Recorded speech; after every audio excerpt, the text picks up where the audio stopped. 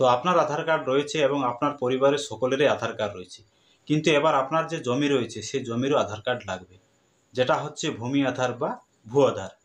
যাই কেন্দ্রীয় বাজেট অধিবেশনে এই নতুন আইনটি চালু করার নির্দেশ দেওয়া হয়েছে প্রত্যেকটি রাজ্যকে, এবং তার পাশাপাশি এও বলা হয়েছে যেটা 3 বছরের মধ্যে শেষ করতে হবে, এবং তার জন্য অবশ্যই প্রত্যেকটি মৌজা ডিজিটাল হতে হবে, অর্থাৎ কম্পিউটারাইজ হতে হবে, তবে এই ভূ আধারের যে প্রসেস সেটা কিন্তু করা হবে।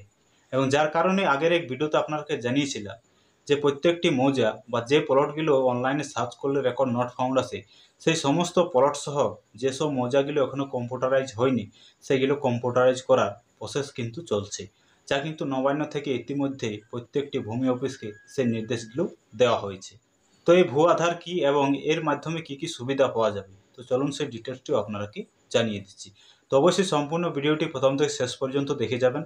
চ্যানেলে নতুন হয়ে থাকলে অবশ্যই চ্যানেলটিকে সাবস্ক্রাইব করে রাখবেন। তো জমির ভূ আধার কি, তো দেখুন, এবার বন্ধ হবে জমি বিবাদ, কমবে মামলা মোকদ্দমা। সেই লক্ষ্যে কেন্দ্রীয় বাজেটে বড় ঘোষণা করেছেন দেশের অর্থমন্ত্রী নির্মলা সীতারামন। আগামী দিনে ভূ আধার চালু করার প্রস্তাব দিয়েছেন তিনি, যার মাধ্যমে শহর ও গ্রামাঞ্চলে ভূমি সংস্কারের পরিকল্পনা রয়েছে সরকারের।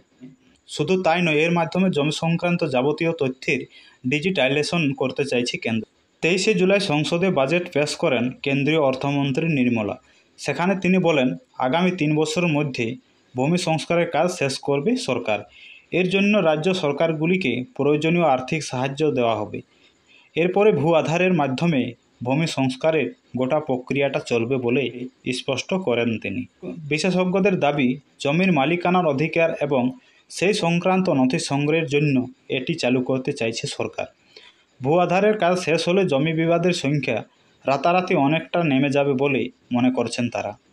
প্রসঙ্গত, বর্তমানে আমজনতা যে আধার কার্ড ব্যবহার করেন তাতে থাকে 14 ডিজিটের একটি নম্বর। ভূ আধারেরও সমসংখ্যক নম্বর বিশিষ্ট একটি কার্ড দেবে সরকার, যার পোশাকি নাম হবে unique land parcel identification number বা ULPMIN। এই কার্ডের মাধ্যমে জমি শনাক্তকরণ নম্বর, জমির ম্যাপিং ও মালিকানা সংক্রান্ত যাবতীয় নথি লিপিবদ্ধ করবে প্রশাসন। 2008-এই এই ভূ আধার চালু করে কেন্দ্র।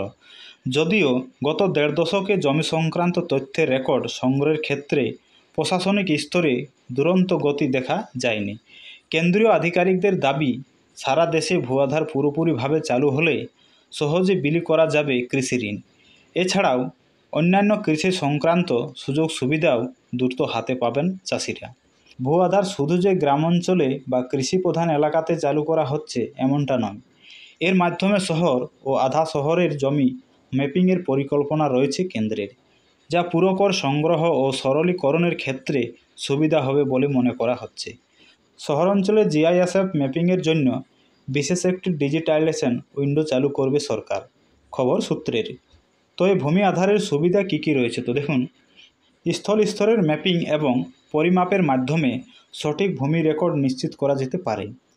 প্লট শনাক্তকরণের স্পষ্টতা, যা প্রায় জমি সংক্রান্ত বিরোধের কারণ হয়, অর্থাৎ কোন প্লটটি কোন জায়গাতে রয়েছে এটা কিন্তু সঠিকভাবে আমরা এই মৌজা ম্যাপ দেখে বুঝতে পারি না। তো এই ভূমি আধারের মাধ্যমে সেটা পরিষ্কারভাবে সেটা বোঝা যাবে। জমি রেকর্ডগুলি আধারের সাথে লিঙ্ক করে অনলাইনে করা যেতে পারে। প্লট সম্পর্কিত সম্পূর্ণ ইতিহাস এবং মালিকানার বিবরণ ট্র্যাক করা যেতে পারে। অর্থাৎ জমির সাথে যদি সেই ভূ আধারটি লিঙ্ক করা হয় তাহলে কি হবে, আপনার জমিটি কোন জায়গাতে রয়েছে সেটা কিন্তু স্পষ্টভাবে বোঝা যাবে, এবং সেই জমির মালিকানার যে ইতিহাস সেটাও কিন্তু সঠিকভাবে জানা যাবে। তো যাই হোক, জমি জায়গাতে নতুন যে আইন বা নতুন যে নিয়ম চালু হচ্ছে, যেটা হচ্ছে ভূ আধার, যেখানে আপনার জমিরও আধার কার্ড তৈরি হবে। তো জাস্ট এই ছোট্ট আপডেটটি এই ভিডিওতে আপনাকে জানালাম। ভিডিও ভালো লাগলে একটি লাইক করবেন, চ্যানেলে নতুন হয়ে থাকলে। পরবর্তী ধরনের জমি সংক্রান্ত ভিডিও দেখার জন্য অবশ্যই চ্যানেলটিকে সাবস্ক্রাইব করে রাখবেন।